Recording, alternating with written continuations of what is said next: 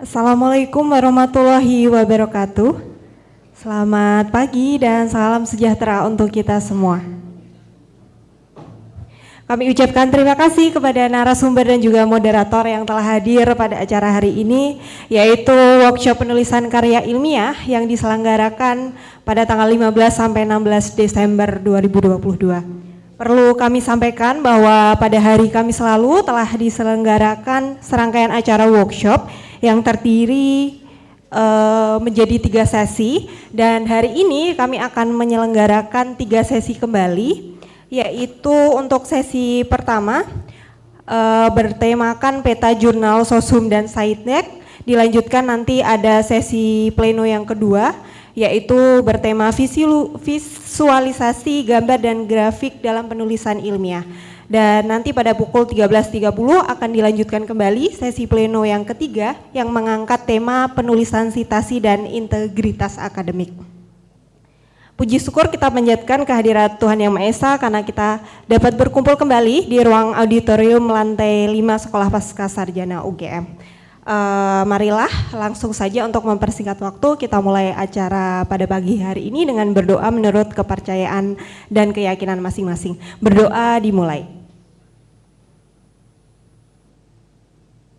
Berdoa selesai, dan sebelumnya perlu kami sampaikan bahwa untuk peserta workshop akan mendapatkan e-sertifikat apabila mengikuti minimal 5 sesi yang kami selenggarakan.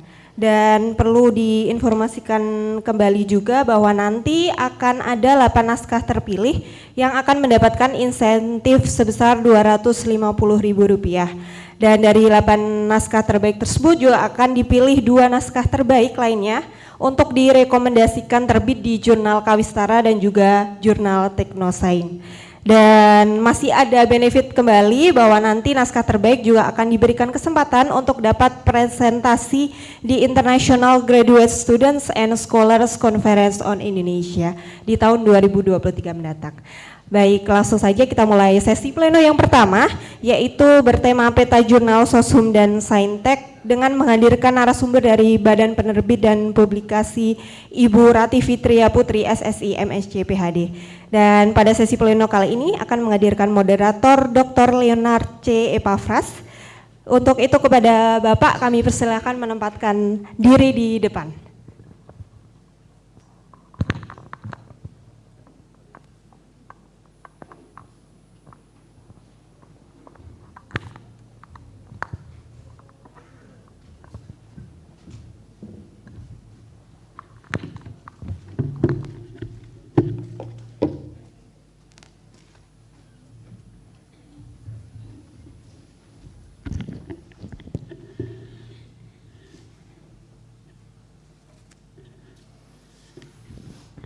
Ya, selamat pagi.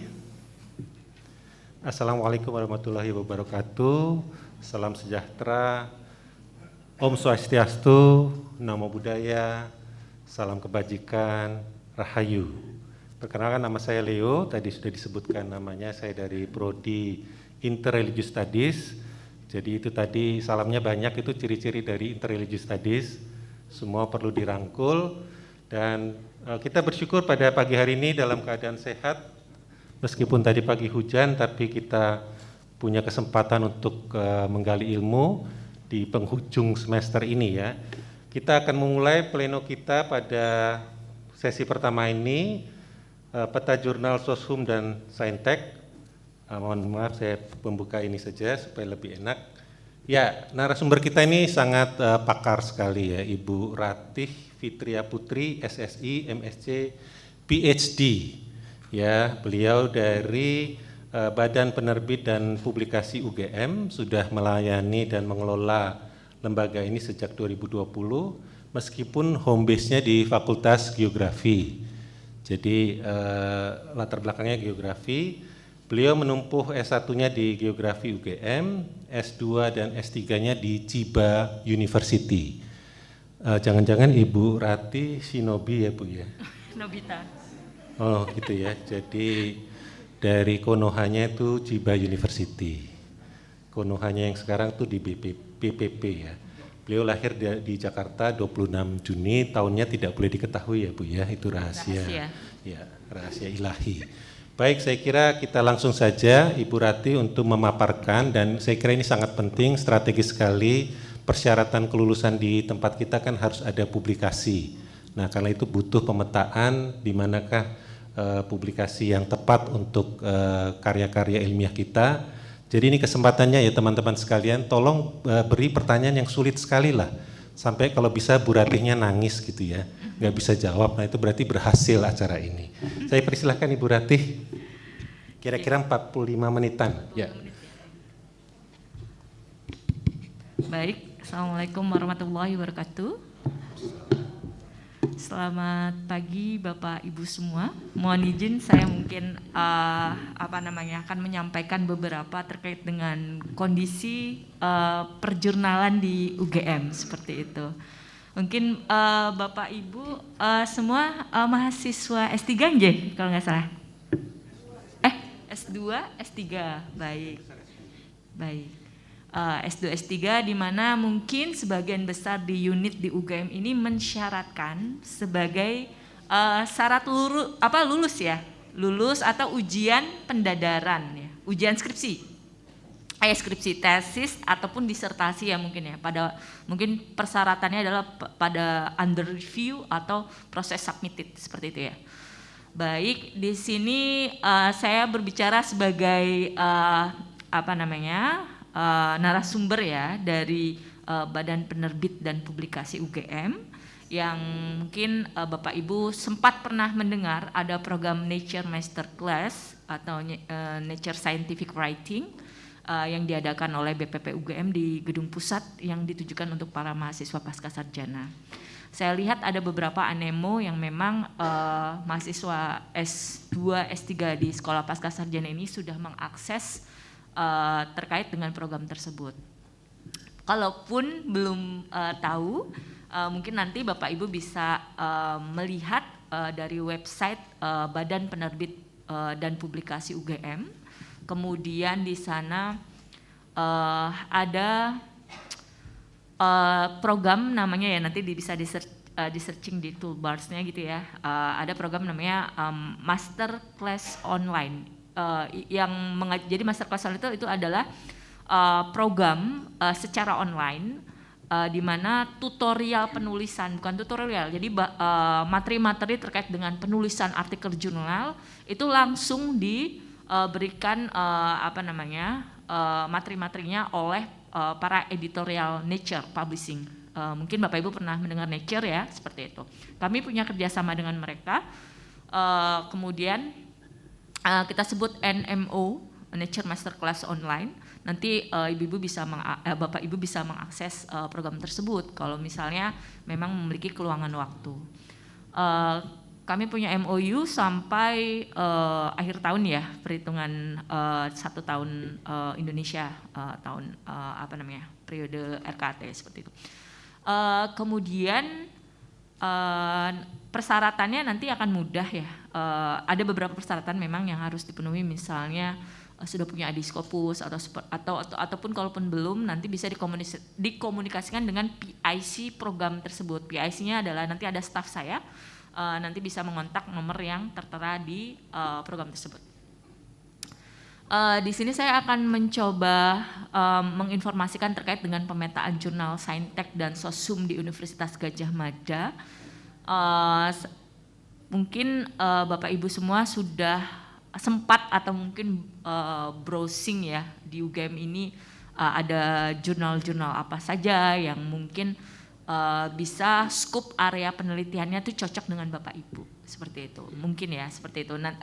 Namanya juga syarat lulus. Kalau pengalaman saya dulu saya kuliah S2 S3, kalau di Jepang itu karena saya dari kuliahnya di Jepang. Kalau di Jepang itu S2 itu tidak secara spesifik sebagai syarat lulus dulu seperti itu, namun kinerja di sana itu seolah-olah membentuk untuk seperti itu gitu, untuk level S2. Mau tidak mau jadi kita harus menghasilkan suatu tulisan gitu ya. Waktu itu saya program double degree namanya, dari UGM 1 tahun, kemudian di Jepang 1 tahun. Dalam 1 tahun itu kami itu dibentuk bisa menghasilkan 4 karya gitu ya, 4 karya ilmiah. Dan memang ada pola pola yang berbeda, memang tidak kita bisa samakan antara negara satu dengan negara lain dalam pola sistem kegiatan belajar mengajar dan sebagainya. Namun budaya yang bisa diambil adalah budaya ketika pemanfaatan waktu mungkin ya, seperti itu. Di waktu-waktu yang mungkin bisa dimanfaatkan untuk kita menulis, seperti itu. Ya mungkin nanti saya akan sedikit sharing. Selanjutnya, baik, Bapak Ibu, saya akan menceritakan bahwa mengapa sih kita sebagai mahasiswa ya, saya juga dulu mahasiswa UGM gitu ya, harus atau memiliki kewajiban untuk dijadikan sebagai syarat lulus dari suatu program studi, seperti itu ya. Jadi data capaian publikasi ini itu berkaitan ya dengan harapan dari Universitas Gadjah Mada dalam pencapaian publikasi UGM tahun 2017 hingga tahun 2022. Jadi karya publikasi ini tidak terlepas dari karya dari mahasiswa UGM, dan juga tentu saja di dalam authorship di sana ada didampingi oleh dosen-dosen pembimbingnya. Dan juga di dalam artikel pasti kita akan menyebutkan bahwa afiliasi itu adalah afiliasi UGM ya. Misalnya Bapak Ibu sebagai mahasiswa doktoral program, kemudian nanti akan menulisnya, kalau Bapak Ibu sudah memiliki instansi misalnya sebagai dosen di universitas lain ataupun sebagai di kementerian dan sebagainya, juga dalam authorship boleh mencantumkan afiliasi tersebut, namun tidak melupakan bahwa posisi saat menulis adalah authorship-nya adalah afiliasi UGM, karena grand design penelitian yang sedang dikerjakan adalah dalam lingkup sebagai pencapaian doktoral program, seperti itu. Nah, inilah yang mungkin nanti Bapak Ibu dosen pembimbing itu akan terus mendampingi Bapak Ibu semua dalam proses penulisan, dan nantinya harapannya publikasi di UGM itu bisa meningkat. Jadi kita tidak hanya berbicara masalah unit per unit ya, misalnya unit sekolah pasca sarjana, kemudian unit fakultas A, B, C, D, tapi semua ini untuk UGM, seperti itu. Mau tidak mau kita nanti punya alma mater sebagai lulusan UGM, seperti itu. Kemudian ini kita bisa lihat tren di tahun 2022 apa yang terjadi, tahun 2020 apa yang terjadi di masa pandemi. Jadi data ini adalah ketika kita melakukan suatu penelitian itu pasti dilakukan 1 tahun sebelum suatu terbitan karya kita terbit di suatu jurnal atau artikel ilmiah, buku, book chapter, proceeding dan sebagainya.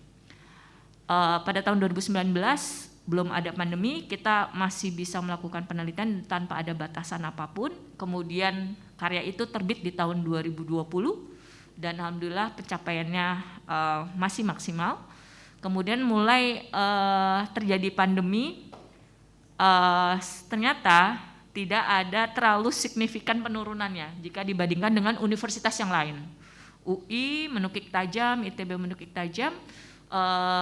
Dalam Scopus ya, data Scopus kita ya yang bereputasi, UGM pun juga menurun tapi tidak menukik tajam.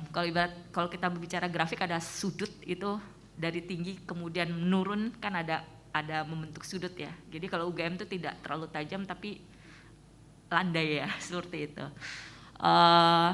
Nah, ini fenomena terjadi ketika pada masa pandemi, di mana ada keterbatasan interaksi antara dosen pembimbing dengan mahasiswa, dan laboratorium yang digunakan pun dipergunakannya dengan cara terbatas dan bergantian. Nah, seperti itu. Bapak Ibu bisa menyaksikan tahun 2022 hingga saat ini kita belum mencapai melewati yang warna orange ya di tahun 2021.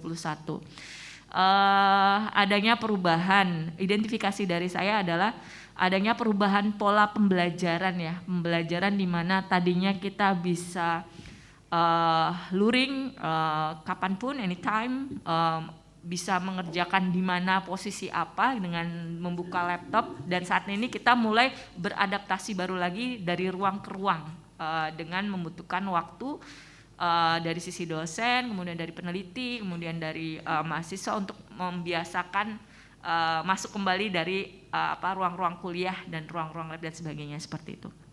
Namun demikian, proses pembelajaran itu seharusnya tidak menjadi barrier kita ya untuk menulis gitu. Karena sekali lagi bahwa menulis itu adalah salah satu, kalau dibilang itu sebagai passion gitu ya. Jadi ketika kita dalam kondisi sedang baik atau moodnya yang baik, kondisi psikologinya yang baik, kita akan menulis seperti itu. Tapi kalau misalnya memang kondisi faktor X itu tidak mendukung, maka mau tidak mau kita tidak ada tergerak untuk menulis gitu. Apalagi ketika proses literatur review atau landasan teorinya memang belum didapati yang mendukung penelitian kita seperti itu, karena banyak sekali literatur review yang harus kita citasi dan sebagainya, dan itu yang mungkin akan membuat kita semakin tidak memulai-mulai untuk menulis seperti itu. Oke, lanjut. Kemudian di sini kita lihat ada capaian di UGM ya, Bapak Ibu. Di sini ternyata kontribusi tertinggi di UGM dalam bidang perpublikasian adalah artikel. Artikel di sini adalah artikel jurnal. Artikel jurnal ini jadi ketika kita suatu karya ilmiah kita tulis, kemudian kita terbitkan, bahwa kebanyakan mahasiswa dan dosen yang ada di UGM itu menembak jurnal gitu ya, bukan proceeding, bukan buku, bukan book chapter. Jadi memang ketika Bapak Ibu nanti mempunyai syarat untuk lulus secara alamiah, nanti untuk artikel publikasi ini memang diminati untuk sebagai syarat lulus gitu loh. Walaupun ada mungkin di beberapa S2 syarat proceeding juga ada seperti itu. Dan ini membuktikan bahwa level UGM jika dibandingkan dengan yang lainnya, kita kuat di artikel jurnal. Jadi Bapak Ibu jangan khawatir punya pembimbing dosen-dosen UGM yang memang concernnya itu untuk jurnal seperti itu. Jadi ketika menulis pasti mereka kalau misalnya dimintai bimbingan tuh akan semangat nulis jurnal gitu loh. Ayo jurnal seperti itu. Dibandingkan dengan bentuk-bentuk yang lain. Ini adalah data analisis kami dari data Scopus afiliasi UGM. Jadi ketika menulis jurnal nanti mungkin ada dua sisi ya, dari mahasiswa kemudian promotor atau dosen pembimbing dari tesis itu saling berkolaborasi untuk memilih mana capaian yang mungkin bisa dijadikan syarat lulus. Mungkin di beberapa program studi tidak menyebutkan terkait dengan kuartil. Sebelumnya saya juga mau bertanya, Bapak Ibu pernah mendengar kata kuartil di jurnal? Kuartil nggih, kalau S3 mungkin udah pernah mendengar kuartil. Nah, biasanya beberapa program studi S3 itu tidak mensyaratkan kuartil. Tapi kalau di luar negeri, saya kuliah itu disyaratkan kuartil untuk syarat lulus. Kalau mau lulus harus ada kuartil gitu, kuartil minimal gitu. Kalau di Jepang Q1, Q2, 3, 2 kayak gitu-gitu, terus proceeding 3 setiap tahun 1 kayak gitu syaratnya. Jadi memang lama, ada yang lama sekali untuk S3 seperti itu. Dan kalau di UGM insya Allah sepengetahuan saya tidak ada mensyaratkan kuartil atau impact factor gitu ya. Jadi Bapak Ibu nulis submit di jurnal yang sesuai dengan scope, maka itu akan bisa dijadikan syarat lulus gitu loh. Tidak ada misalnya harus Q1 IF 2 minimal 2 gitu. Kalau di Jepang itu seperti itu kalau S3. Jadi mungkin kita bisa bisa memanfaatkan itu ya. Jadi kalau untuk S3 pertama adalah masalah limit time limitnya ya, batas waktu ya. kita 3 ya Bapak Ibu ya. Maksudnya durasi S3 kita kan 3 tahun seperti itu. Jadi strategi untuk mencapai kelulusan diharapkan timelinenya itu kita bisa memilih jurnal yang memang yang memenuhi sebagai syarat minimal lulus saja gitu. Kalau strategi saya gitu. Jadi jangan sampai lama hanya karena untuk menunggu jurnal-jurnal yang kita tembak tinggi gitu. Jadi Bapak Ibu harus punya strategi di Skimago JR, sudah tahu ya Bapak Ibu? Skimago SCHIMAGO. Nanti di searching di Google, di situ ada data list jurnal-jurnal dan juga list scoop-nya apa saja. Mulai dari H-index yang paling tinggi sampai yang paling rendah. Strateginya adalah pilih yang di bawah H-index kan karena kita nggak disyaratkan di UGM ini nggak disyaratkan ya H-index berapa gitu ya. Jadi pilihlah yang rentang H-indexnya memang tadi pada kuartil Q3 atau Q4 gitu loh. Q3 atau Q4 atau non kuartil juga tidak apa-apa ya Pak. Tidak apa-apa. Itu kalau sudah masuk Scopus tuh levelnya udah bereputasi gitu loh.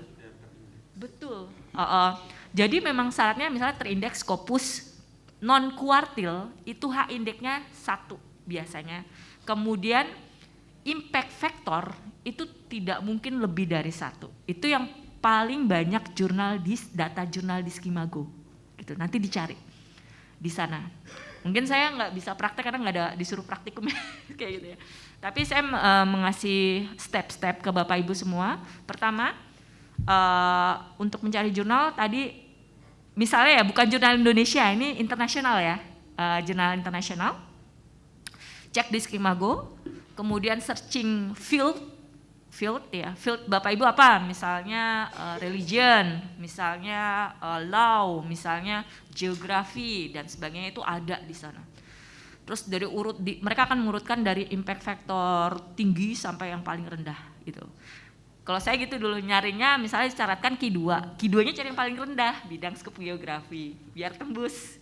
Dan syarat lulusnya karena saya kebetulan kalau saya pengalaman pribadi ya dulu saya S3 bareng-bareng dengan suami saya yang juga dosen di teknik, tapi kami beda provinsi gitu. 6 jam pokoknya kalau naik kereta. Jadi kita sama berpisah sama di periode yang sama. Kemudian kebetulan saya juga lahiran di semester kedua dan saya tanpa cuti gitu. Dan harus lulus 3 tahun. Nah mungkin ini bisa distrategikan ke Bapak Ibu dengan limitation yang 3 tahun tadi, cari di Skimago, kemudian cari scoop-nya, yang field sesuai dengan penelitian Bapak Ibu, cari yang levelnya paling bisa kita tembak mana ya kira-kira masuk akal. Dan jangan pilih negara yang kayak Afrika, kayak benua Afrika maksudnya benua Afrika, kemudian Pakistan, kemudian ini ya jangan dipilih yang jurnal-jurnal terbitan itu. Pakistan, Afrika, India, Bangladesh. Kemudian apalagi nih Bangladesh. Ini yang kalau di BPP itu yang blacklist yang dianggap walaupun dia Scopus tapi kurang qualified gitu Bapak. Jadi di blacklist ya jurnal Bangladesh, Pakistan, terbitan Afrika, kemudian India, ya. Walaupun mungkin India ada yang bagus, tapi rata-rata mungkin masuk pada sisi predatory seperti itu. Predatory mungkin Bapak Ibu dalam jurnal ciri-ciri. Nah, sekarang ketika sudah melacak mana jurnal yang menjadi target sasarannya. Rata-rata yang paling mudah itu adalah level Q3, Q4 non kuartil. Misalnya kalau UGM tidak mensyaratkan kuartil, cari yang non kuartil, tapi jangan negara-negara itu. Gitu. Cari bidang skupnya sesuai dengan Bapak Ibu. Kemudian cari yang non kuartil lah karena kita baru test drive ya, baru pertama kali menulis itu test drive. Dulu saya juga gitu test drive-nya itu di Q3 gitu sebelum Q2 sebelum sebagai syarat lulus nyoba Q3 untuk latihan nulis dulu test drive. Oh ternyata tulisan saya diterima, Oh berarti naik level gitu, caranya naik level kayak gitu. Jadi untuk awalan memang latihan dulu coba yang non kuartil ya, mungkin kalau saya menyarankan non kuartil, kemudian baru nanti step by step. Kalau itu syarat lulusnya udah kepegang, Bapak Ibu bisa berkreasi dimanapun gitu loh. Jadi kalau saya dulu mencari syarat lulus yang aman gitu ya. Jadi cari yang mudah. 3 tahun saya harus dapat syarat 2 jurnal. Saya cari misalnya Q2 yang paling rendah, yang paling yang paling gampang lah. Terus volumenya banyak, volume terbitan dalam 1 tahun itu ada 4. Jadi jangan cari jurnal yang volume terbitannya 1 tahun sekali, karena waiting listnya pasti akan panjang kayak gitu. Jadi sebelum teman-teman, Bapak Ibu semua, menulis itu harus searching juga jurnal mana yang mau kita tembak dengan strategi tadi, terbitannya cepat, volumenya dalam 1 tahun volume terbitannya banyak. Nah kayak gitu, dan juga kuartil, masalah kuartil itu harus dipertimbangkan.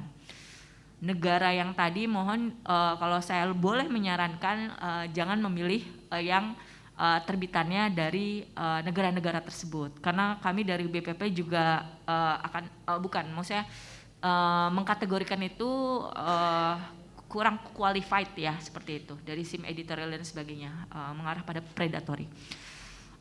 Kemudian tadi sudah ya sampai pada next yang Bapak ya, oke. Ya mengerti.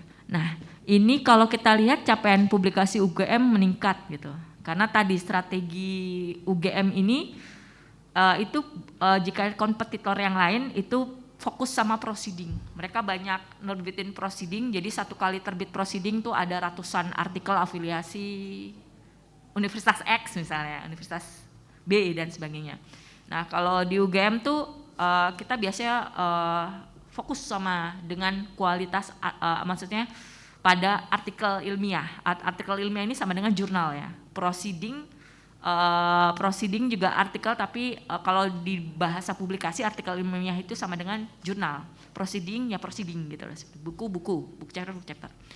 Nah kalau UGM ini kita punya karya yang sangat meningkat ya seperti itu, karena tadi sesuai dengan target kita bersama untuk publikasi, harapannya memang kita pada sisi kualitas. Kemudian tadi ya Bapak Ibu, setelah pertama kalau mahasiswa S3 S2 itu limitationnya apa sih? Time ya, waktu, durasi, mulai dari proposal rancangan, karena saya kurang tahu juga ya kalau di tahapan di S3 di UGM, tapi kalau di fakultas saya tahu. Kayak misalnya mungkin ini seragam ya, pertama rancangan proposal, kalau sudah ACC kemudian lanjut ke proposal ujian proposal 2, 3 dan baru ujian disertasi tertutup terbuka. Nah seperti itu. Mungkin nanti timeline batas-batas itu Bapak Ibu juga harus memikirkan. Kalau di Jepang, mungkin saya berbicara pengalaman ya, kalau di Jepang kami dituntut report mingguan gitu. Mingguan kamu dapat apa? Setiap minggu kamu sudah sampai mana? Kayak gitu. Kami dikumpulkan oleh profesor kami, lab ya, berbasis lab. Jadi kami kerjanya di lab. Kemudian setiap Jumat sore sampai maghrib gitu ya. Kalau saya kan karena nggak ada maghrib, saya nyebutnya maghrib sampai jam 6 lah gitu. Dari mulai jam 3 sore sampai maghrib. Nah, itu kami disuruh report satu persatu. Kalau nggak ada progress report, kami nanti yang nanti sensei kami nanti akan mewarning gitu ya. Targetnya apa? Berarti kamu menumpuk minggu ini ke minggu depan gitu. Jadi yang menentukan target itu mahasiswanya sendiri. Profesor sebagai advisor ya, pemberi saran. Jadi kalau misalnya di sini mungkin mahasiswa punya timeline sendiri, target mingguannya apa, selesai baca buku ini misalnya, selesai baca jurnal ini, selesai mempelajari metode ini dan sebagainya. Itu step by step sampai detail. Kalau di Jepang itu harus dilaporkan. Misalnya saya komparasi 3 metode di disertasi saya. Kamu metode ini udah bisa belum? Udah menguasai belum? Oh, saya sudah sampai sini tapi baru setengah. Oke, berarti metode yang kedua harus saya selesaikan, gabung sama metode yang setengah ini yang belum saya pelajari, kayak gitu. Jadi detail gitu Bapak Ibu. Jadi kalau misalnya kadang kita terlena dengan waktu ya seperti itu. Padahal waktu itu terus berjalan dan batas waktu kita untuk dengan tadi deadline ujian dan sebagainya itu ada di depan mata gitu loh. Jadi mau tidak mau yang membatasi itu bukan promotor, maksudnya membatasi saya ini harus apa itu ada kita sendiri gitu ya, kita sebagai mahasiswa. Karena yang memegang kunci jalannya waktu itu kita gitu loh, kita mau apa, mau sampai mana, kemudian tahap apa, di waktu kapan, nah kayak gitu. Nah itu satu, manajemen waktu ya, itu yang saya bisa ambil di Jepang seperti itu. Jadi detail, kemudian terkontrol step-step satu-satunya. Misalkan nanti ada mungkin promotornya mungkin sibuk dan sebagainya, tapi Bapak Ibu punya landasan timeline tadi, kerjakan seperti itu, kerjakan yang bisa dikerjakan pada saat itu. Harus ada progres intinya gitu, dari kitanya sendiri seperti itu. Kemudian lanjut. Kemudian terkait dengan data capaian publikasi, nah di UGM ini ada kalau di jurnal Bapak Ibu itu ada Sinta 1, Sinta 2, Sinta 3, Sinta 4, Sinta 5. Nah jurnal ketika Bapak Ibu bisa searching di BPP juga, itu ada link jurnal-jurnal UGM gitu ya. Jurnalnya ada apa saja, kemudian Bapak Ibu bisa bertanya ke bpp@ugm.ac.id untuk meminta saran. Penelitian dengan skup ini, jurnal di UGM ada apa saja. Yang ini saya tidak bisa tampilkan satu karena jurnal UGM ada banyak Bapak Ibu, ada 78 jurnal. Jadi saya nggak bisa menampilkan dalam slide, jadi saya dalam angka ya. Bapak Ibu nanti bisa berkirim surat ke bpp@ugm.ac.id untuk meminta saran untuk penelitian judul X dengan skup penelitian A, B, C, D, E itu cocok pada jurnal apa. Itu bisa diidentifikasi oleh kami seperti itu. Jadi kami hanya memberi saran, misalnya di UGM ini kami punya data kan, di UGM ini ada yang sesuai dengan syarat lulus S3 misalnya cukup Sinta 2. Sinta 2 ini artinya adalah jurnal-jurnal yang terakreditasi Sinta 2 di mana dia setara dengan jurnal yang bereputasi. Jadi kalau di Dikjendiktiristek, jurnal artikel ilmiah bereputasi itu termasuk Sinta 1, Sinta 2. Selain Scopus, WOS dan setara lainnya seperti itu. Kalau Scopus dan WOS itu kan indeksasinya dari internasional. Kalau di nasional itu ada Sinta 1, Sinta 2. Itu udah bisa dijadikan sebagai artikel bereputasi. Itu yang di Dikjendiktiristek. Termasuk ketika saya kemarin waktu ke Jakarta, Prof. Cici ya dari Sekretaris Dikjendiktiristek itu karena di bidang publikasi itu menyatakan bahwa Sinta 1, Sinta 2 itu termasuk artikel ilmiah yang bisa disetarakan dengan Scopus, WOS dan sebagainya. Nanti kebijakan dari masing-masing prodi S3 ini apakah bisa disetarakan atau tidak. Jadi kan tergantung promotor ya maunya, ini sesuai enggak internasional dan sebagainya. Tapi di UGM itu ada Sinta 1. Sinta 1 itu adalah jurnal-jurnal UGM yang terindeks Scopus. Nah, di Sinta 2 ini levelnya sudah bereputasi tapi tidak terindeks Scopus gitu loh. Tapi untuk ke Sinta 2 tuh udah susah juga mau masuk ke situ gitu loh, di jurnal-jurnal UGM ya yang Sinta 2. Itu ada 38 ya, 38. Karena yang satunya naik peringkat ke Sinta 1 seperti itu. Ada 38 jurnal UGM. Tadinya ada berapa ini? Sebentar. Saya kurang lihat. Ada 3, seingat saya ada 38 ya per 39, kemudian di 2002 itu 39 ini karena ada 2 jurnal yang terindeks 2 kali gitu loh. Sinta 2 terdata di data Sintanya itu 2 kali. Jadi dengan nama yang sama 2 jadi terinput 39. Kemudian kita melakukan revisi itu ada 38 sebenarnya data existingnya ada 38 dan yang satunya di tahun 2001 jurnal yang di Sinta 2 itu telah naik tingkat ke Sinta 1. Jadi berkurang jadi 37 ya. Jadi 37 bukan berarti menurun, tapi malah naik ke Sinta 1 levelnya, seperti itu. Baik, ini nanti bisa ternyata ada banyak ya Bapak Ibu, jurnal-jurnalnya UGM yang udah terindeks Scopus dan bereputasi itu ada banyak. Nanti monggo banyak sekali dan nanti bisa ditanyakan di di email kami, bisa dikontak ya BPPT mungkin judul subjek emailnya informasi jurnal gitu, mohon informasi jurnal gitu.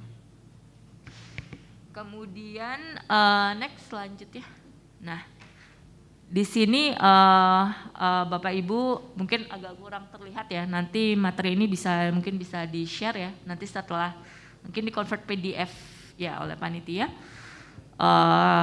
nanti bisa dilihat ini ada jurnal-jurnal, di UGM ini ada 10 jurnal yang terindeks Scopus, Q3 dan Q2. Q2 itu di jurnal ekonomi, kemudian kalau kita lihat yang paling atas itu namanya ASEAN Journal of Chemical Engineering ya. Jadi ini di bidang kimia. Nah, Bapak Ibu kalau yang mungkin penelitian di bidang kimia, material, kemudian terkait dengan teoritik dan sebagainya, ini mungkin cocok untuk bisa disubmit di artikel jurnal ASEAN Journal of Chemical Engineering. Nah, ini home base-nya itu UGM. Nah, seperti itu. Kemudian di bawahnya itu ada jurnal, di bawah si chemical itu ada ASEAN Journal of Science and Technology for Development. Nah, salah satu tim editorialnya saya. Ini ASEAN Journal ini untuk bidang skupnya itu berkaitan dengan science ya, science dan teknologi, seperti itu. Jadi skupnya lebih ke saintek. Nah, jadi bisa biologi bisa masuk, kemudian geografi bisa masuk, jadi berkaitan dengan teknologi, misalnya memakai teknologi apa. Mungkin kalau misalnya ekonomi juga bisa masuk, misalnya ekonomi membuat software atau simulasi keuangan dan sebagainya, itu kan udah rekayasa ya, engineering, itu bisa masuk di sini.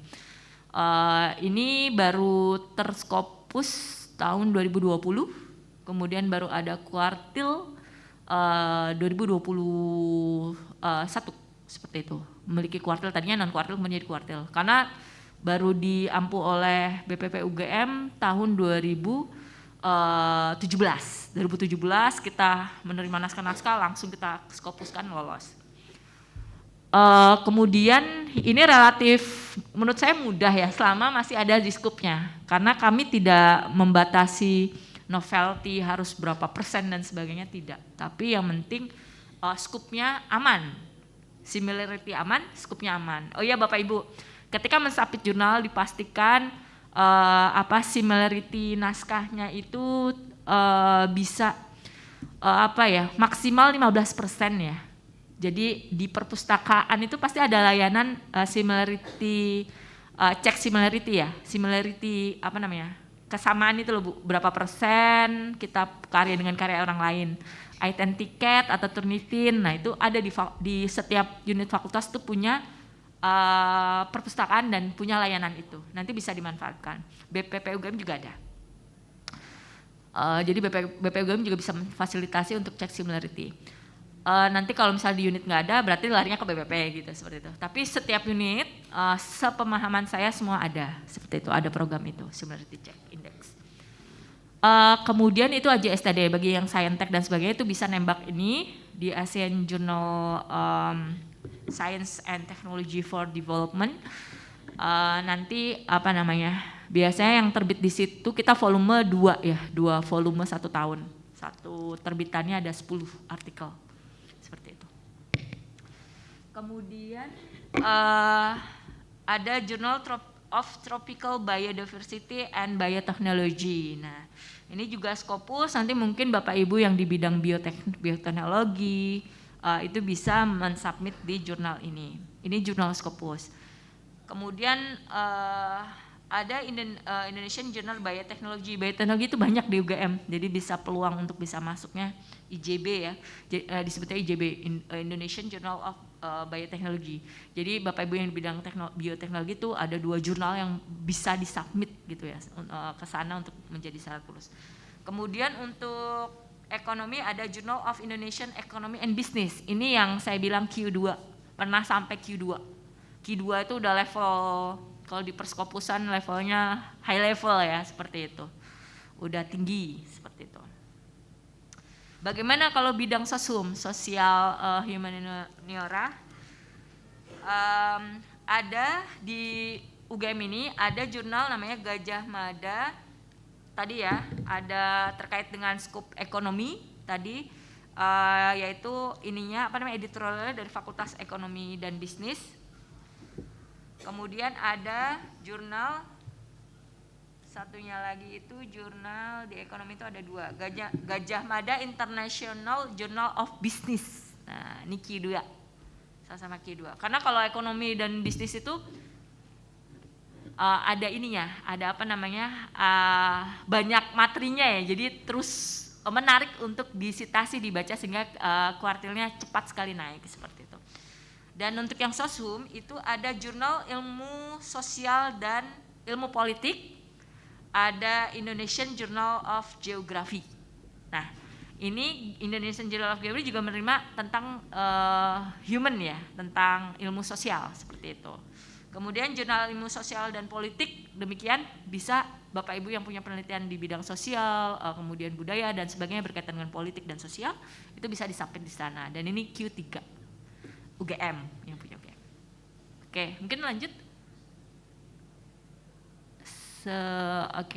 Ini jurnal UGM di bidang saintek dan ini ya perbandingannya, yang saintek banyak sekali, yang sosum juga ada. Nanti Bapak Ibu bisa baca lebih lanjut ya. Seperti itu. Oke, selanjutnya. Nah, ini adalah grafik saintek dan sosum.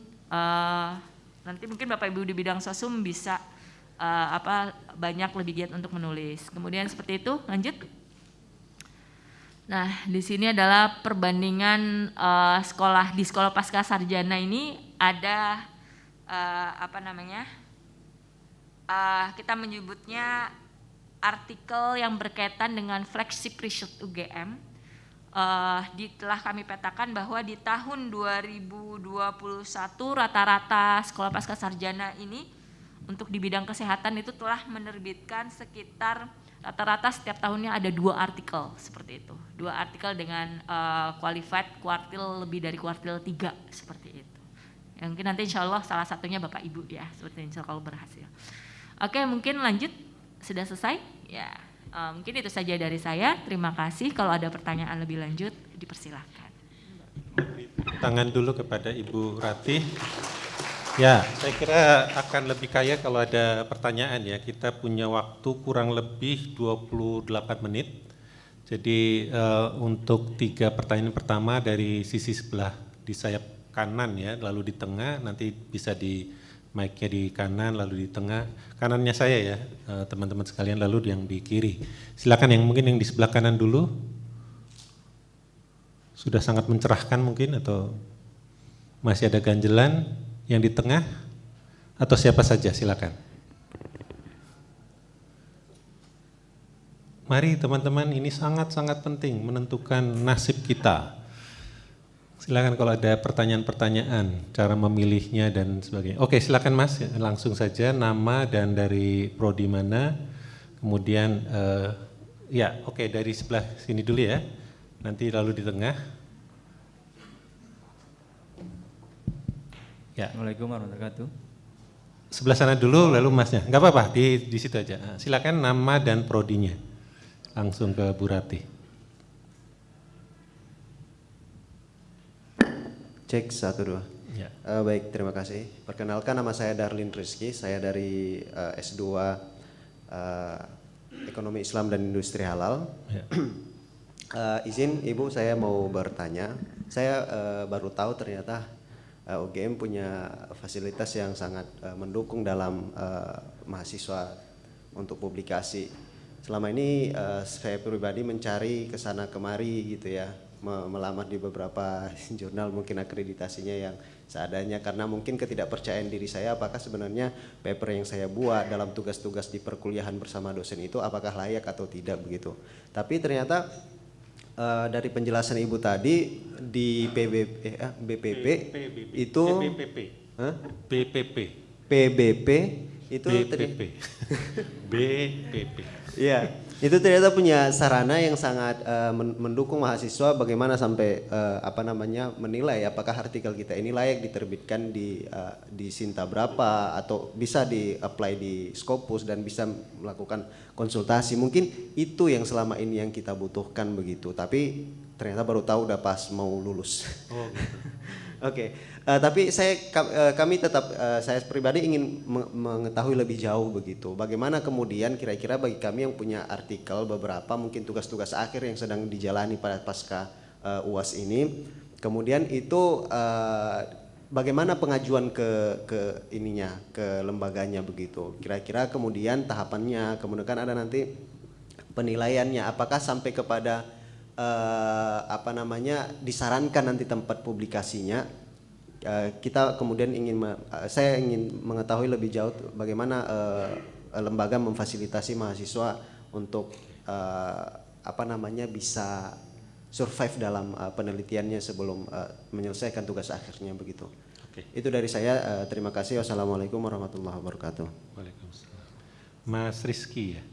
Oke, silakan Mas. Oke, baik, terima kasih. Saya Ghazali dari Kajian Pariwisata S3. Oke, mohon izin sedikit bertanya terkait dengan dunia persilatan tentang publikasi gitu. Ya. Sebenarnya saya beberapa kali mendapat cerita masyarakat gitu ya, cerita masyarakat terkait dengan ya dunia publikasi ini. Ada selentingan bahwa mending publikasi di luar daripada publikasi di penerbit di Indonesia gitu ya. Kenapa? Biasanya atau umumnya gitu ya, kalau kita publish di penerbit di Indonesia itu agak susah gitu ya. Meskipun kategorinya sama, maksudnya ya reputasinya sama gitu ya. Misal di UGM Q3, kemudian di Malaysia Q3 juga. Tapi ini contoh gitu ya. Atau ternyata di UGM itu lebih susah gitu, di Malaysia lebih mudah. Nah, cerita yang berkembang di masyarakat kita itu seperti itu. Nah, itu sesungguhnya seperti apa, Pak Bu? Oke, terima kasih. Baik, terima kasih. Begitu Bu, ada dari Mas Rizky dan Mas Ghazali. Yang pertama tentang gimana sih prosedur, tahapan dan sebagainya sebelum sampai ke publikasinya. Yang kedua tadi ada rumor ya, selentingan di dunia perninjaan begitu ya. Ada jutsu-jutsu yang berbeda gitu. Silakan. Baik, mungkin saya menjawab sebenarnya ini satu rangkaian ya seperti itu. Saya menjawab pertanyaan yang pertama terkait dengan apa sih step yang harus dilakukan. Mungkin tadi saya sudah menginfokan sedikit ya. Jadi di dalam menulis itu pertama yang harus dilakukan sebelum menulis karya ilmiah itu, yang pertama kita harus tahu penelitian yang kita lakukan ini bidangnya sebenarnya apa sih, masuk di mana. Scope, kalau berbicara jurnal itu scope, karena setiap jurnal scope-nya itu berbeda-beda. Tidak boleh saling mengambil lahan lah kayak gitu. Misalnya berkaitan dengan hukum pun ada A, B, C, D, E dan sebagainya kayak gitu. Yang pertama harus tahu dulu sebenarnya yang kita lakukan ini penelitiannya tuh terkait di bagian apa sih, bidang apa, tren kalau kita nyebut brandingnya tuh apa sih. Kalau udah tahu branding, kemudian tembak jurnal. Oh ternyata di jurnal ini yang biasa menerbitkan branding penelitian terkait dengan saya gitu, skupnya seperti itu. Kemudian ini dalam hal sisi pada saat proses menembak ya, menembak jurnal. Kemudian tadi dicari di Skimago dan sebagainya strateginya, kemudian cari volumenya, volume terbitannya. Setelah itu ikuti template-nya, template diikuti dan gaya tulisannya pun diikuti dengan artikel-artikel yang sudah terbit sebelumnya. Jadi Bapak Ibu bukan tangan kosong langsung ngirim artikelnya, tapi juga harus tahu gaya si jurnal ini, tulisannya itu biasanya yang keterima tuh kayak apa, stylish ya kalau kita nulis, stylish tulisannya gitu loh. Itu pelajari, itu yang saya pribadi pelajari. Kalau mau nembak jurnal X, terbitan 1 tahun terakhir atau 2 tahun terakhir dibaca, yang berkaitan relate sama penelitian kita, itu dibaca. Ternyata yang diterima terbit di jurnal ini tuh gaya bahasa artikel tulisannya, tulisan penulisnya itu seperti ini. Bisa kita adopsi tanpa menjiplak, maksudnya gitu. Kita adopsi gaya tulisannya, gaya itu misalnya, pertama dia nyeritain teorinya dulu dengan bla bla bla bla teori dulu, baru apa yang terjadi di Indonesia, misalnya disambung gitu. Itu stylish, gaya writing tulisan gitu ya. Itu yang harus dipelajari. Di jurnal manapun, kalau ngikutin stylish itu aman nanti kita. Jadi editornya udah ngerti nih sama karya-karya kita gitu kan, sama terbitannya kita gitu. Nah, itu udah aman. Di luar dari substantif ya. Jadi di packaging awalnya itu udah bagus gitu loh. Nah, biasanya habis dari sudah sesuai sama si penerbitnya, nanti masuk ke proses review. Udah aman di awal, editorial, kemudian ke proses review. Nah, review ini baru substantif. Di situ nanti ada tanya jawab dengan reviewer secara blind review gitu ya, blind review tanpa menyebutkan nama. Kita harus menjawab memberi sanggahan-sanggahan terhadap pertanyaan-pertanyaan yang berkaitan substantif. Misalnya kenapa nggak pakai metode ini, kenapa memilih metode ini, dan sebagainya. Biasanya seperti itu. Nah itu yang gimana cara mempersiapkan terkait sanggahan itu, ya literatur review, baca. Sebelum kita menulis kita harus tahu dulu sebenarnya metode yang kita pakai ini udah kuat belum gitu loh. Ada teori pendukung belum, ada metode pendukung belum, atau rasionalitasnya apakah bisa dilakukan gitu di penelitian kita atau tidak, sesuai tidak, itu harus kita yang tahu karena kita yang melakukan penelitian. Kalau kita udah menguasai banget, sanggahan itu akan terjawab dan publish kayak gitu. Jadi dari sisi sebelum menulis, kita sudah banyak literatur review. Baca semua. Kalau mungkin kalau saya waktu dulu S3 gitu, itu zaman dulu jarang ada e-book, apa ya namanya? Apa sih namanya? Ya e-book PDF gitu Pak.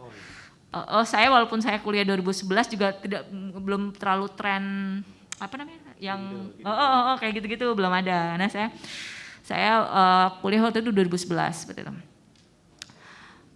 Itu belum ada kayak gitu. Jadi saya ngeprint, kalau di Jepang tuh ngeprint, kemudian saya coret. Dan paling enak adalah memang di print, dicoret, di stabilo, ditekuk-tekuk, saya tandain apa namanya kalau di sini sticky note, tek gitu.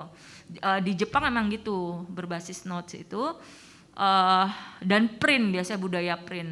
Mungkin kurang ini ya green, tapi itu manfaat ketika kita lupa ditanya sama reviewer, ada nih kenapa saya milih ini, dicatat.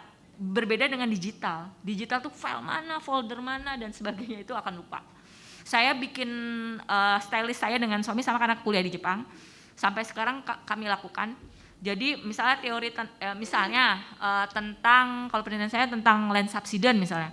Jadi jurnal-jurnal land subsidence terakhir, 5 tahun terakhir, penelitian yang menurut relate dengan penelitian saya print. Kemudian saya satukan dalam satu map. Satu map itu yang sudah dibaca saya tandain. Kemudian saya highlight metode-metode misalnya baru, rujukan dan sebagainya. Dan itu nanti ditandain sama kayak tadi sticky note itu tek. Jadi ketika ini saya buka lagi, sama ternyata dari 5 tahun terakhir mereka peneliti-peneliti yang di bidang ini tuh merujuk pada teori yang sama gitu lah. Jadi kita tahu. Jadi kalau ditanya reviewer tinggal buka ini. Kalau digital tuh memang agak susah melacak ya. karena memang keterbatasan daya ingat saya juga sih sebenarnya. Kayak gitu, maksudnya daya ingat untuk ini yang mana ya gitu teorinya kayak. Jadi itu untuk membantu sekali. Jadi di Jepang itu biasanya kita dibudayakan print, catat, ingat gitu ya. Tek satu map gitu di meja. Jadi kalau misalnya ada apa-apa, kita tinggal narik map itu terus cari kayak gitu. Nah itu gampang melacak. Sampai kalau kami waktu Back for Good untuk ke Indonesia itu ya ada beberapa membuang memang yang jurnal-jurnal awas sih yang ada PDF yang ada digitalnya itu kita buang misalnya karya yang kita sudah sarikan itu. Jadi memang kalau di sana rata-rata kalau membaca jurnal itu tumpukan segini untuk menghasilkan satu karya. Jadi baca, kalau belum masih segini tuh masih cetek kata sensei, harus tinggi. Jadi harus kalau misalnya yang kita print itu segini kan diliatin ya udah baca berapa gitu. Terus jadi harus ini. Memang di sana budayanya baca sih ya, jadi di kereta baca, di ini baca, mungkin di rumah baca. Jadi udah dibiasakan baca. Jadi yang ditanya itu bukan kamu sampai mana hasilnya. Ya hasilnya juga ditanyakan, tapi si metode literatur ini kamu sudah rujukannya mana dari level itu. Jadi kamu nentuin ini kamu tuh dari mana basis kamu udah kuat belum. Kalau kamu belum kuat, buang. Maksudnya ditarik, jangan dipakai gitu loh. Karena itu akan jadi bumerang untuk kita juga, orang kita belum kuat secara metode kok dipakai gitu, ke setengah-setengah jadinya. Nanti kalau ditanya malah nanti reject gitu loh, seperti itu. Nah itu satu, literatur review. Mungkin saya yakin promotor-promotor juga menyarankan untuk teorinya dikuatkan dulu seperti itu. Saya yakin. Nah maksudnya itu kalau mungkin jurnal-jurnal, kemudian penelitian berkaitan yang bisa diakses secara online ya, saat ini kan bisa diakses UGM berlangganan Elsevier, kemudian Nature juga berlangganan, nah itu bisa diakses, bisa di-download kayak gitu. Nah kemudian setelah literatur review tadi kuat, kemudian biasanya mencoba membuat kayak rancangan. Kalau kita mau mengarang buat cerpen mungkin Ibu, misalnya latar belakang poinnya mau ada apa aja, kemudian itu introduction ya, introduction ada apa aja, metodologi ada poin apa aja dan sebagainya, itu kayak membuat kerangka paragraf seperti itu. Itu akan membantu sekali merujuk pada stylist jurnal yang mau kita tembak. Stylist misalnya di introduction yang mereka cuma ada 3 paragraf, ya mau nggak mau. Kalau rata-rata mereka yang diterbitkan, yang diterima di publish di artikel itu introduction cuma 3 paragraf, jangan sampai kita 2 kali lipatnya, buang-buang kata. Jadi kita tuh ngikutin aja lah ketentuan yang ada di publisher yang kita tembak gitu loh. Jadi bukan berarti kita nggak ngerti segala-galanya dengan tulisan sedikit itu, justru dengan tulisan sedikit itu akan terlihat apakah kita memahami atau tidak gitu loh. Dengan sedikit paragraf itu kemudian tersampaikan tentang introduction ya, introduction itu tersampaikan dari si editor, karena editor pembaca pertama. Ini layak atau tidak untuk diteruskan. Kalau editornya udah yes, berarti dengan 3 paragraf itu sudah tersampaikan, berarti kita berhasil gitu. Berhasil menyampaikan apa yang mau kita teliti sebelum substantif hasil apa yang kita peroleh gitu. Jadi ikuti gaya abstraknya diikuti, gaya abstraknya mereka gimana, kemudian gaya tulisan introduction. Kemudian metode yang biasanya diterima oleh jurnal ini tuh biasanya metodenya kombinasi metode atau cuma satu metode yang biasa digunakan oleh para penelitinya dan sebagainya. Itu biasanya bisa kita bisa tahu dengan cara baca dan sitasi salah satu artikel yang relate yang telah terbit di jurnal tersebut. Itu kunci. Satu aja, misalnya ada penelitian siapa, kita taruh di daftar pustaka gitu ya, dan juga disitasi di bagian introduction dari jurnal kita, seperti itu. Mungkin untuk yang untuk step-stepnya seperti itu ya. Untuk yang awal dulu nih harus dikuatkan seperti itu. Semakin banyak kita baca, semakin nanti kita penasaran sih sebenarnya kalau banyak baca. Oh benar ya, ini metode ini ternyata bisa tuh dipakai di negara berkembang X dan sebagainya. Bisa nggak ya kalau di Indonesia kayak gitu kan, misalnya kalau ekonomi gitu. Ada nggak parameter yang mendukung gitu, atau parameter ini bisa kita dapat nggak ya di Indonesia, rasional aja gitu. Oh kalau nggak bisa, ya berarti nggak bisa diterapkan dong gitu, karena parameter itu kan akan menentukan gitu loh. Jadi itu aja. Oh mau pakai alat ini, pakai metode ini harus ada alat ini. Ada nggak ya di Indonesia kayak gitu kan. Nah disesuaikan dengan kondisional Bapak Ibu semua, karena yang tahu kapasitas terkait tercapai kesediaan dan sebagainya adalah kita sendiri gitu ya. Apa kita yang mau melakukan penelitian gitu loh. Jadi harus disesuaikan itu. Kemudian terkait dengan rumor, lebih susah ya Pak yang Indonesia. Karena saingannya banyak, semua pada mau yang Indonesia gitu ya. Karena waiting list ya seperti itu. Nah iya, tadi makanya saya di awal menyarankan kalau di Indonesia memang itu banyak karena semua pada mau nembak ke Indonesia dulu gitu loh. Oh sesama editorialnya orang Indonesia, walaupun ada orang asingnya, tapi kan editorial utamanya orang Indonesia gitu. Oh mungkin ada harga teman atau apa kan, pikirannya seperti itu, semua punya pikiran yang sama. Namun demikian, satu hal, tadi saya sudah menyarankan coba dilacak di Skimago gitu. Itu banyak data list jurnal-jurnal di luar Indonesia. Pilih yang bukan negara-negara yang tadi saya sebutkan, yang kurang mungkin dianggap kurang qualified ya sama ini seperti itu. Jadi pilih yang selain negara-negara itu, cari yang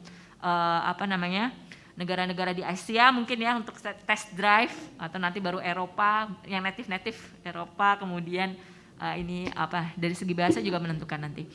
Nah nanti pokoknya Bapak Ibu dilacak di Skimago itu internasional, seluruh dunia terdata di situ jurnal-jurnalnya, bukan hanya Indonesia gitu. Kemudian dipilih yang skupnya, fieldnya sesuai dengan penelitian. Kalau mau masih baru belajar nulis, cari yang paling rendah dulu untuk test drive. Jangan langsung nembak Q1, nanti kalau ditolak baru submit, belum ada proses review udah ditolak kan jadi moodnya nanti jadi mengganggu juga.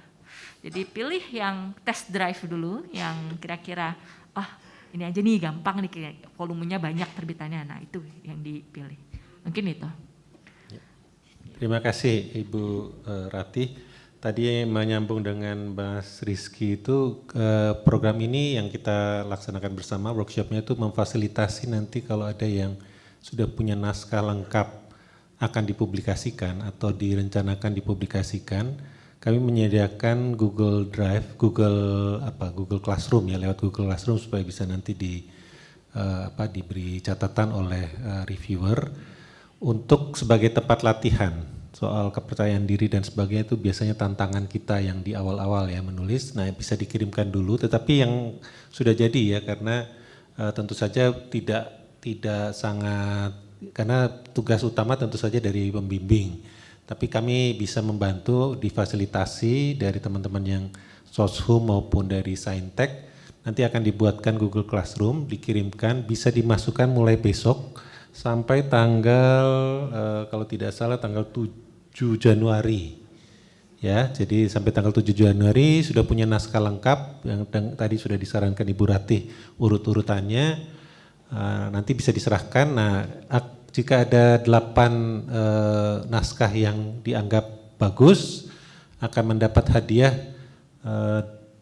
250.000 dan healing di Bali, begitu ya? Enggak ya? Oh enggak pakai healingnya di sini aja gitu, di Kaliurang aja. Jadi silahkan dimanfaatkan, dan 2 dari yang 8 itu akan disarankan ikut di IGSCI, nggak usah bayar, yang bayarin SPS untuk ditampilkan supaya substansinya pun di challenge ya. Kalau nggak ada challenge nggak bisa berkembang ya Bu ya, harus ada challenge, harus dipertanyakan teorinya, dipertanyakan pengumpulan data. Nah itu nanti akan disarankan lewat IGSCI 2023, dan juga 8 ini akan disarankan untuk masuk ke Kawistara atau Saintek yang punyanya SPS. Kita punya ada 2 jurnal ya, Teknoscience dan Kawistara untuk yang sosial humaniora, dan Teknoscience yang untuk Saintek. Nah jadi silahkan dimanfaatkan teman-teman, siapkan naskahnya yang utuh, lalu dikirimkan ke kami untuk diberi catatan-catatan. Baik, kita masih punya kira-kira 10 menit lah ya, kurang lebih 10 menit supaya ada waktu juga untuk istirahat sebelum sesi berikut. Silakan Pak, silakan langsung ke sebelah.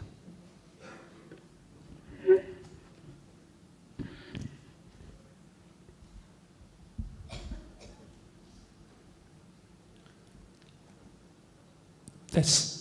Ya, perkenalkan nama saya Rinto Simorangkir dari MKIK. Yang mau saya tanyakan tentang H-index ya Pak, Bu. Dan kuartil ya. Kira-kira saya lihat itu di Simagok ada yang 200-an lebih, ada yang sampai 300, ada yang puluhan gitu angka-angkanya gitu ya. Kira-kira untuk dampak ini apakah dampak apa ya, hanya citasi doang atau dampak penggunaannya ke aplikasi ke pemerintah, mungkin jadi sumber referensi ke pemerintah gitu, atau penggunaan daripada jurnal-jurnal tersebut itu. Mungkin itu saja, Bu. Terima kasih. Terima kasih Pak Rinto. Bisa nyanyi sekalian Pak? Oh bukan ya, bukan yang Rinto itu ya. Harahap. Oh itu bukan. Maaf, namanya sudah memberi kesan. Tadi ngomong juga kayaknya jago nih nyanyi gitu. Silakan Bu. Dampak H-index itu akan diminta waktu kita karir mau meningkat, kenaikan pangkat di kantor masing-masing atau Oh gimana? ya, ini ya, H-index. H-index Scopus ID-nya atau H-index jurnalnya? Dua-duanya aja lah ya. Dua-duanya? Dua-duanya aja dibahas.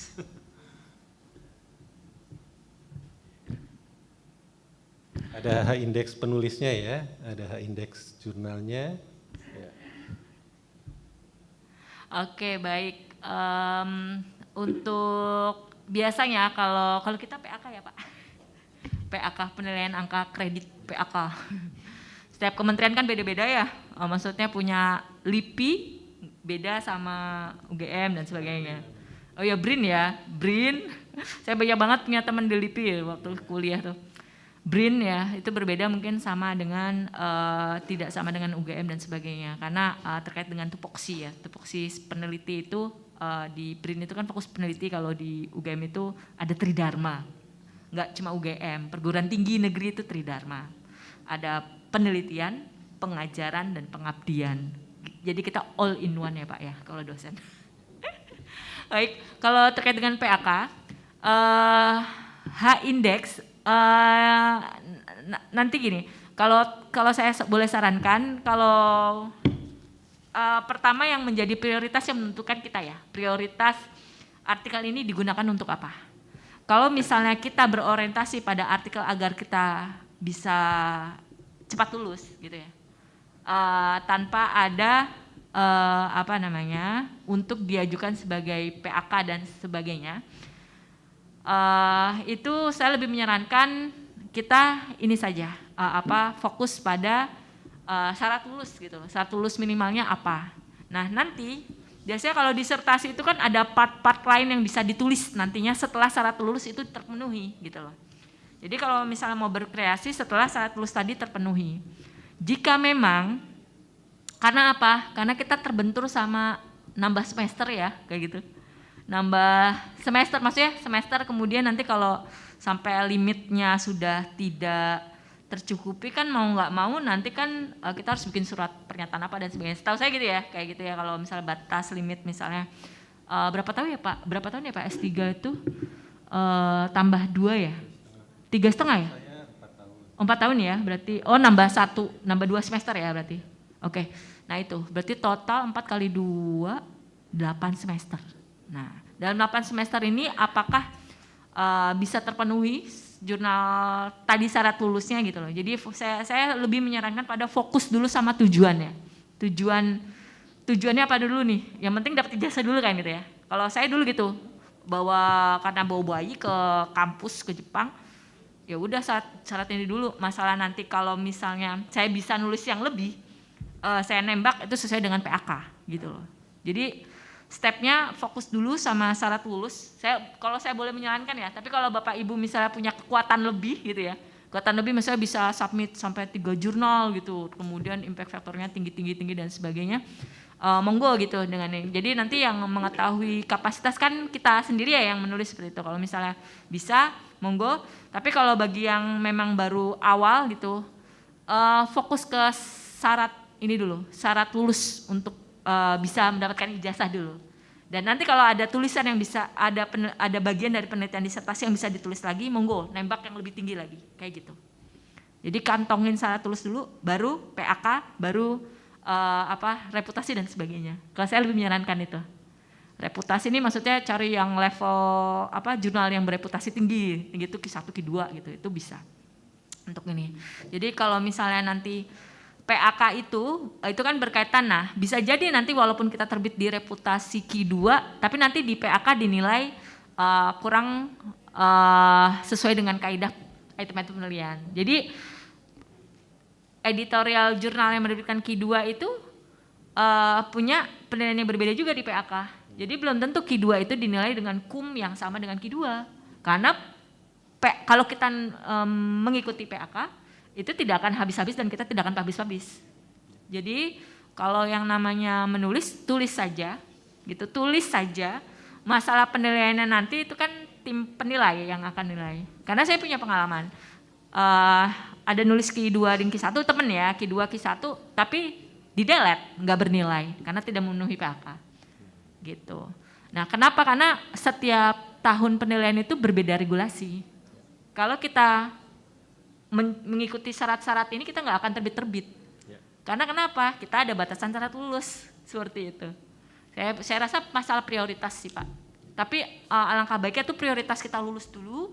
Kemudian setelah syarat lulus yang nggak ada masalah PK harus ada sitasi mahasiswa dan sebagainya atau sumber apa itu syaratnya banyak banget. PAK setiap kementerian itu beda-beda terkait artikel. Nah nanti baru bisa nembak yang lainnya seperti itu. Jadi bisa dapat 2 malah alhamdulillah nanti ya seperti itu. Jadi kalau misalnya untuk yang level jurnal non kuartil jangan semua amunisi di disertasi dikeluarkan. Jangan, part of disertasi yang dikeluarkan. Jadi disertasi itu bisa dibagi-bagi. Oh, yang berkaitan pembahasan masalah teoretik atau pembahasan metode dan sebagainya itu bisa. Nanti promotor pasti bisa mengarahkan itu, seperti itu. Ya, saya kira saya sebagai salah satu yang juga mengelola prodi di sini juga sangat mendorong tesis dan disertasi terbaik di SPS itu adalah tahu ya apa? Yang selesai. Jadi bukan yang Q1, Q2 gitu ya. Lebih baik kan kita selesai memenuhi persyaratan ini ya. Memang tantangan besar karena tadi sudah ditunjukkan oleh Ibu Rati, jumlah yang sosum sedikit dan memang yang biasanya tinggi-tinggi H indeksnya itu yang saintek ya. Sosum itu saudari orangnya sangat ini, kalau individual ya, bukan jurnalnya. Ya, jadi saya kira itu saran yang terbaik ya, teman-teman yang di sini fokus dulu pada persyaratannya. Ya, jadi beberapa yang dari S3 ini sudah tahun-tahun sudah harus menyerahkan naskah. Ya, kalau sudah semester ke-3 ke atas ini sudah menjelang semester ke-4 sudah harus ada naskahnya karena butuh waktu untuk direspon, accepted dan sebagainya. Persyaratannya saya kurang tahu di setiap prodi, tapi kalau di prodi kami accepted dan jurnalnya terindeks gitu ya. Baik, pada dasarnya sudah harus selesai, tapi mungkin yang sangat cepat satu saja ya, sangat cepat saja Pak, silakan. Aneh ya Bu, bisa ya satu lagi, kira-kira 2-3 menitan.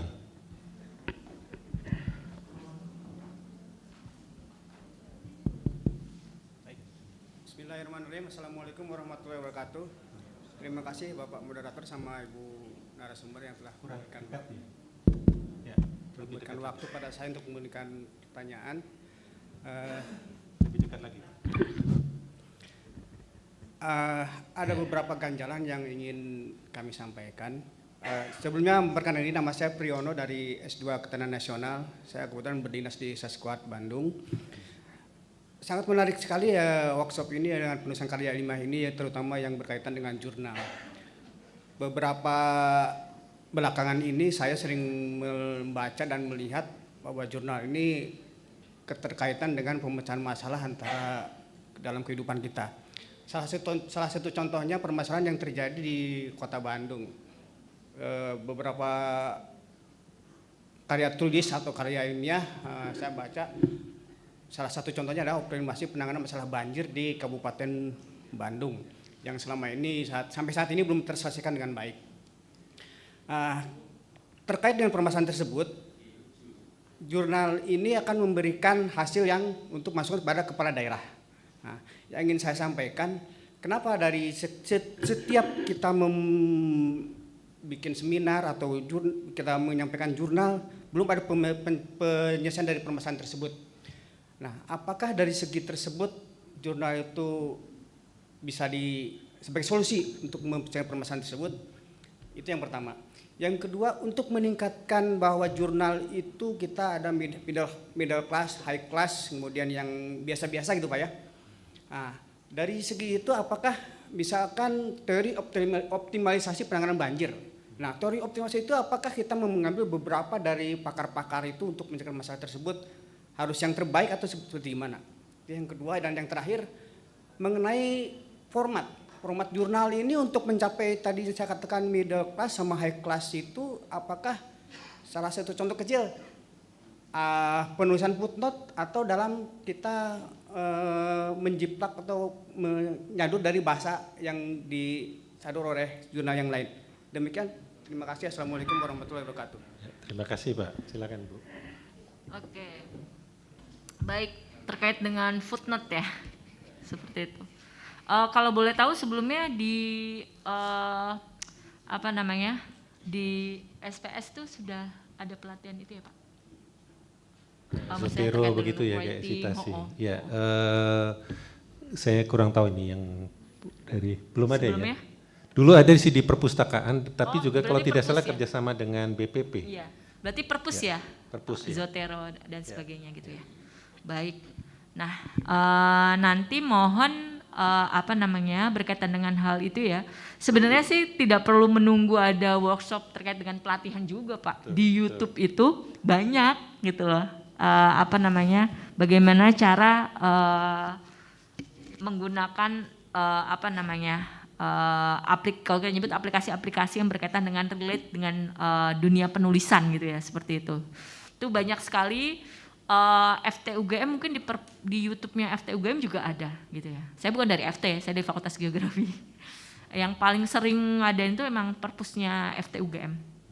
Seperti itu. Itu kemudian biasanya dia ngerekam kemudian diupload di YouTube kayak gitu. Seperti itu. Perpustakaan FTUGM itu sering sekali mengadakan. Dan nanti bisa teman-teman bisa mempelajari otodidak ya. Bagaimana caranya menggunakan aplikasi-aplikasi itu. Kemudian memang aplikasi itu akan membantu kita dalam men-tracking sitasi ya, seperti itu. Sitasi note dia masuk ke artikel yang sudah kita baca gitu ya, dengan cara mensarikan isinya seperti itu. Dan satu hal tadi ya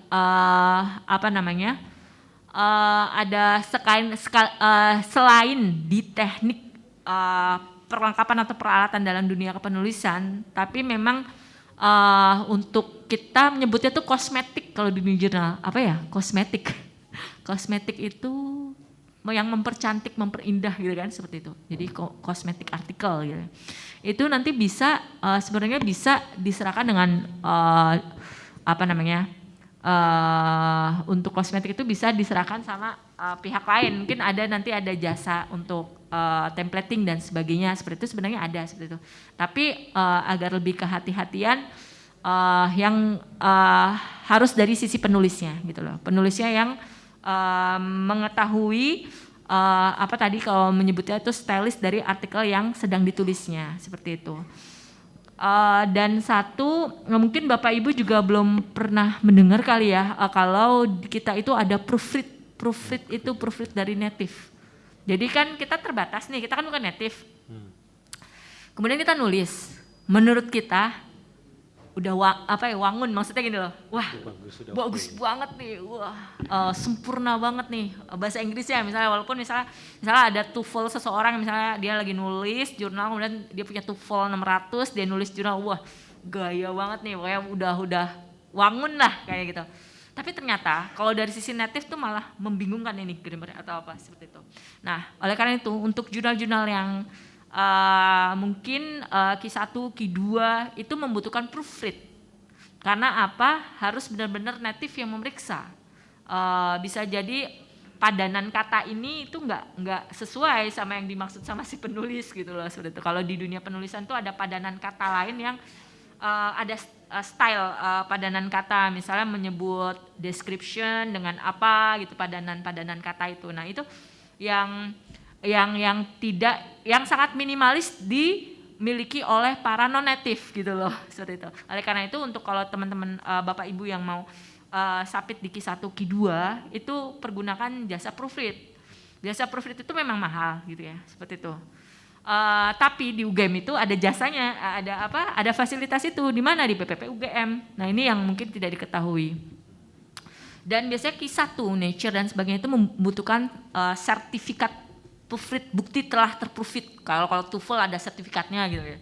Ini proofread harus ada sertifikatnya. Udah proofread oleh lembaga proofreader yang sesuai dengan si levelnya mereka gitu loh. Nah, di UGM ini pakai Enago, jasa proofread Enago. Nah, itu kita tidak membatasi jumlah halaman dan sebagainya, mau sampai berapapun jumlah halaman karena dihitungnya per kata. Dolarnya itu per kata, mahal memang proofread per kata. Nah, kita ada jasa itu di BPP UGM.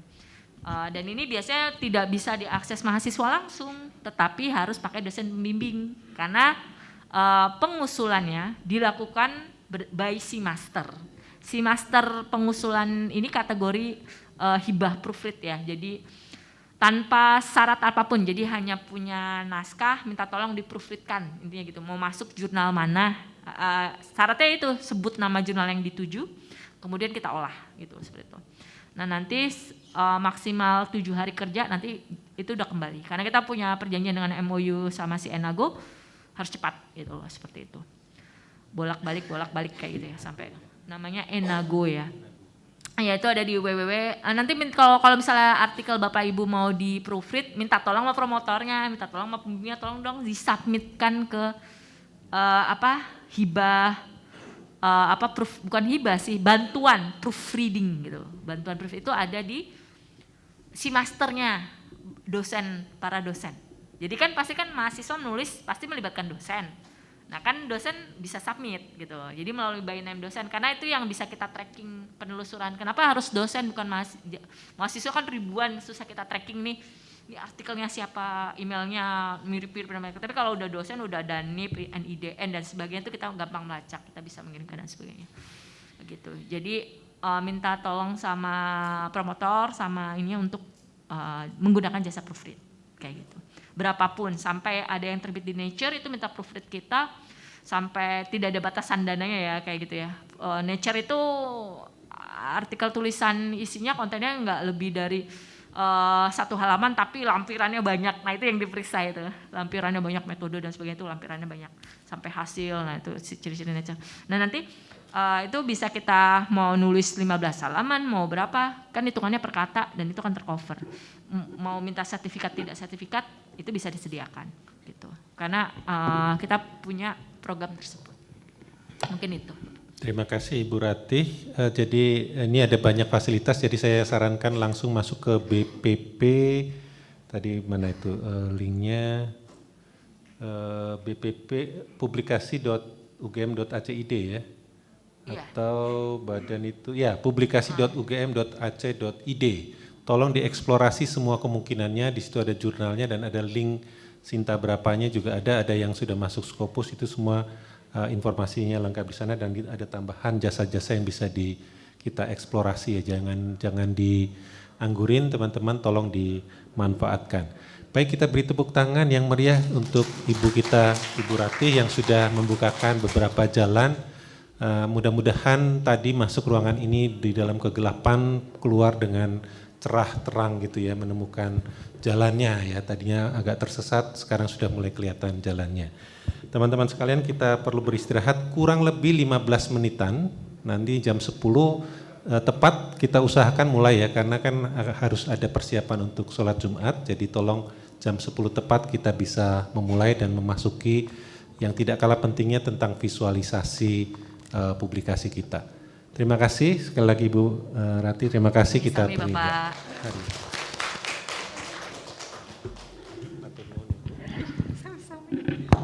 Baik, terima kasih kepada Ibu Ratih Fitria Putri yang telah memberikan ilmu yang luar biasa untuk kita semua. Begitu juga terima kasih kepada Bapak Leonard selaku moderator di sesi pleno kali ini. Dan diinformasikan kepada peserta, selanjutnya kita akan mengadakan istirahat dan coffee break. Dimohon untuk dapat meninggalkan ruangan sejenak dan nanti dapat kembali lagi sekitar pukul 10 di ruangan ini. Iya, ditinggal mau nggak apa-apa, di sini ada panitia yang menjaga nih.